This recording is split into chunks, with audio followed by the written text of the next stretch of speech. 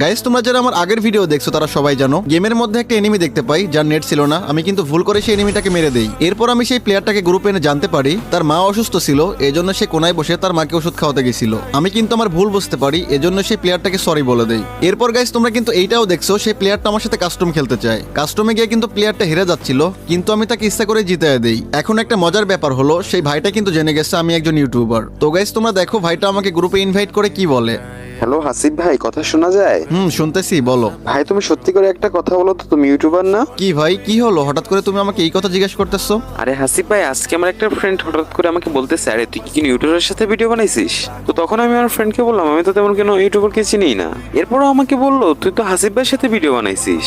এরপর আমি যখন তোমার চ্যানেলের মধ্যে যাই, গিয়ে তো পুরো অবাক হয়ে গেছি, তুমি আমার সাথে দুইটা ভিডিও বানায় রাখছো। হাসিব ভাই, আমি তোমাকে এখন একটা কথা বলতে চাই। হ্যাঁ বলো, কি বলবা? ভাই তুমি এত বড় একজন ইউটিউবার, সামনে আমার সাথে ভিডিও বানাইলা, আমার না আছে ভালো আইডি, না আছে ভালো ডেস্কটপ। আর ভাই আমি কোনো বড় ইউটিউবারও না, কোনো স্ট্রিমারও না, তুমি ইচ্ছা করে আমার কাছে কাস্টমে হেরে গেলা। দেখো ভাই, ছোট বড় কোনো বিষয় না, তুমিও একজন মানুষ, আমিও একজন মানুষ। দেখো ভাই, আমি যে কাজটা করতে পারি সেটা কিন্তু তুমি করতে পারবে না, আবার তুমি যে কাজটা করতে পারো সেটা কিন্তু আমি করতে পারবো না। দেখো, তোমার যে কাজের দক্ষতা আছে সেটা কিন্তু আমার নাই, আবার আমার যে কাজের দক্ষতা আছে সেটা কিন্তু তোমার নাই। ভাই, দুনিয়ার মধ্যে কোনো ছোট বড় নাই। দেখো ভাই, তোমার চিন্তা ভাবনা পরিবর্তন করো, তুমিও একজন মানুষ, আমিও একজন মানুষ। দেখো ভাই, এইটা আর বইলো না আমি বড় ইউটিউবার তুমি কিছু না, এইটা আর বইলো না। হাসিব ভাই, মন থেকে একটা কথা বলি, ইউটিউবার তো অনেকেই আছে, বাট আপনার মতো আমি কাউকে দেখি নাই।